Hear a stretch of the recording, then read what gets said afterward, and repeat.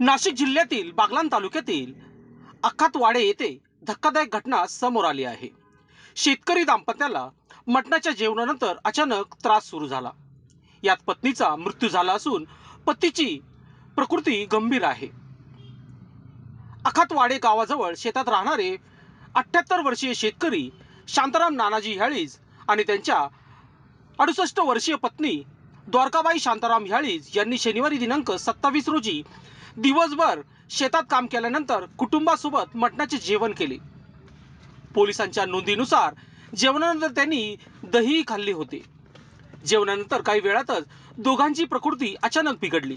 मुलगा आधार ह्याळीज यांनी तातडीने दोघांना नामपूर ग्रामीण रुग्णालयात दाखल केले।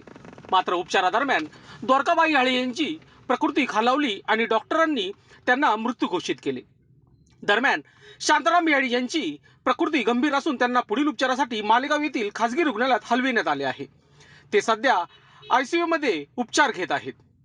द्वारकाबाई याचे शवविच्छेदन नामपूर ग्रामीण रुग्णालयात करण्यात आले। त्यानंतर अखातवाडे येथे शोकाकुल वातावरणात अंत्यसंस्कार करण्यात आले। त्यांच्या पश्चात पती, 2 मुले, सुना आणि नातवंडे असा परिवार आहे। घटनेची माहिती मिळताच जायखेडा पोलीस ठाण्याचे सहाय्यक पोलीस निरीक्षक सागर काळे यांच्या मार्गदर्शनाखाली पोलिसांनी घटनास्थळी भेट देऊन पंचनामा केला असून तपास सुरू केला आहे। वैद्यकीय अधिकाऱ्यांच्या माहितीनुसार विष बाधेचा नेमका खोद अद्याप स्पष्ट झालेला नाही।